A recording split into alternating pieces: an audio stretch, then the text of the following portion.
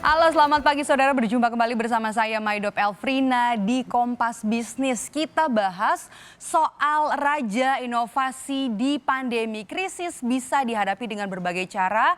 Ada yang menghadapinya dengan terpuruk. Tapi ada juga yang melawan krisis dengan cara bangkit dan juga mengalahkan krisis itu sendiri. Nah, ini adalah yang dilakukan oleh 9 perusahaan global yang dinobatkan sebagai perusahaan paling inovatif di saat masa pandemi. Nah, di perusahaan atau di saat perusahaan lain ini harus melakukan pemutusan hubungan kerja atau bahkan ada yang sampai gulung tikar.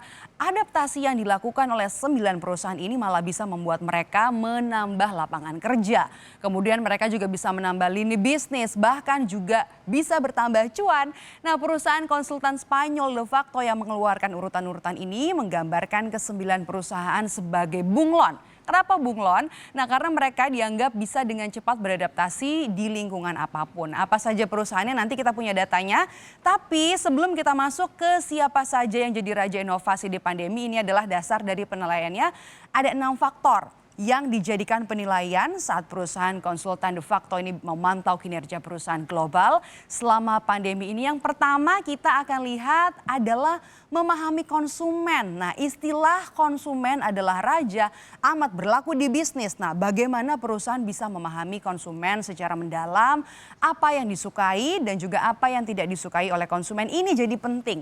Nah, kemudian selanjutnya adalah penilaian soal inovasi. Di sini yang urutan kedua.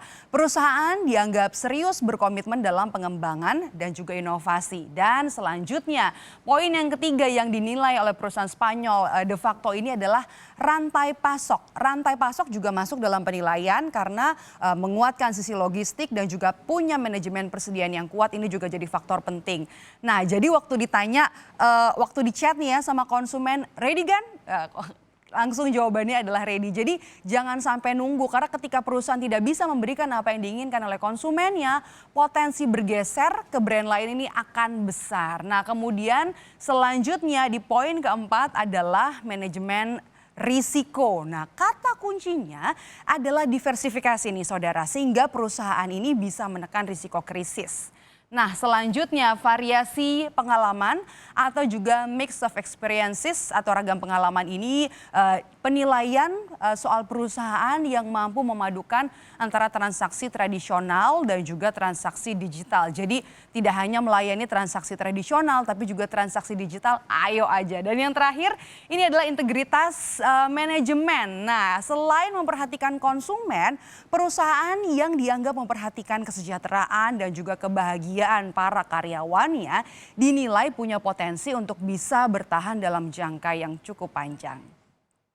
Nah, ini dia kita langsung mulai nih perusahaan-perusahaan yang jadi raja inovasi di tengah pandemi. Yang pertama adalah Zoom nih, penggunanya sudah sampai 10 juta. Ini benar-benar dapat rezeki banyak, rezeki melimpah di pandemi ini karena semua pertemuan kita tahu harus dilakukan secara daring. Dan sebenarnya kalau dilihat nih banyak perusahaan yang menyediakan fasilitas video conference.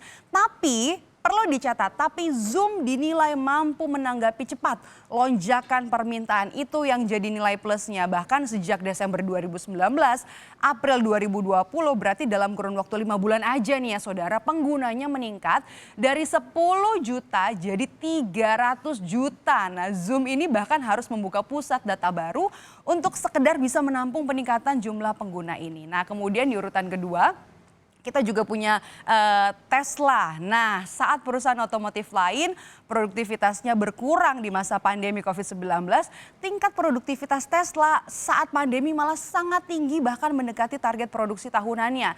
Nah, valuasi saham Tesla di pasar modal pun ini melesat sampai 330%, melewati yang namanya Toyota dan jadi perusahaan otomotif bervaluasi tertinggi di dunia. Nah, kemudian urutan ketiga atau yang ketiga adalah Amazon.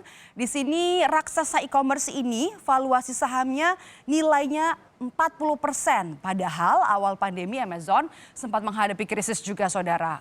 Di antaranya adalah yang mereka lakukan stafnya berkurang karena ada aturan lockdown, kemudian juga produknya minim, pengiriman tertahan banyak, sampai ada unjuk rasa di pusat logistiknya Amazon. Namun yang perlu dicatat mereka cuma perlu waktu 2 bulan. Nah, krisis ini mampu diatasi oleh Amazon. Caranya adalah dengan menaikkan gaji karyawan dan juga mengatur jam kerja karyawan dengan fleksibel karena ada aturan lockdown tadi. Dan selanjutnya kita akan lihat selanjutnya ada Airbnb. Sebelum pandemi yang kita catat perusahaan ini sebenarnya sudah ada di tubir kebangkrutan. Kalau Anda ingat ditambah pandemi sektor wisata tentunya mati suri. Tapi perusahaan yang sudah melantai di bursa Nasdaq ini akhirnya bisa beradaptasi dengan cara mengikuti kebiasaan konsumennya. Kemudian juga mereka memilih untuk berinvestasi di daerah-daerah yang tidak strategis.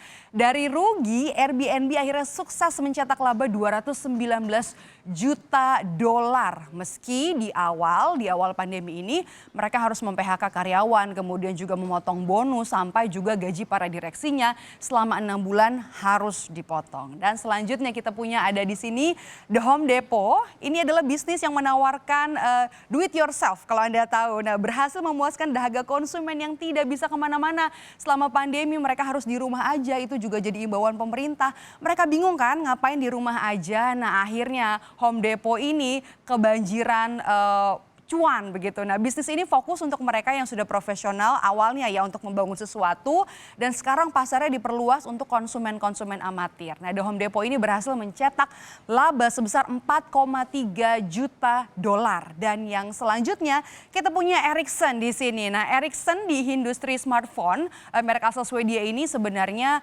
kalah dibanding pesaingnya seperti Apple dan juga Samsung. Nah, teknologi 5G ini menyelamatkan perusahaan ini di tengah perang antara raja-raja teknologi Amerika Serikat dan juga Tiongkok. Nah, Ericsson ini berhasil menyalip keduanya, bahkan laba kotor Ericsson bisa rebound karena ada inovasi ini.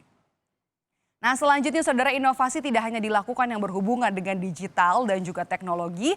Para pebisnis retail pun dianggap sukses berinovasi. Nah, ASOS misalnya nih. ASOS ini di saat pembatasan sosial berskala besar dan juga lockdown diberlakukan di beberapa negara, ASOS langsung menonjolkan produk-produk pakaian rumah di mana homeware atau juga homset ini lagi jadi tren ketika Anda diminta untuk di rumah aja. Dan gadget untuk pekerjaan jarak jauh juga ditawarkan oleh ASOS. Nah, inovasi pengembalian barang ini jika tidak memuaskan pelanggan membuat ASOS jadi lebih unggul dibanding dengan perusahaan lain yang sejenis. Dan selanjutnya nih mungkin ada yang banjir juga ke Uniqlo karena juga banyak diskon-diskon di sana.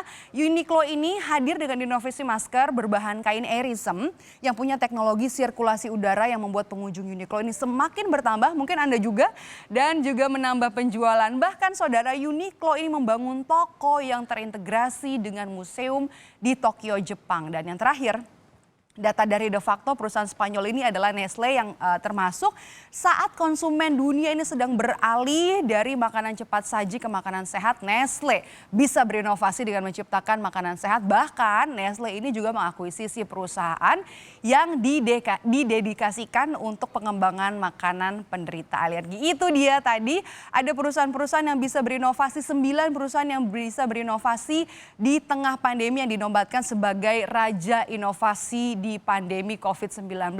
Di saat perusahaan lainnya justru terpuruk, dia bisa melejit bahkan juga sampai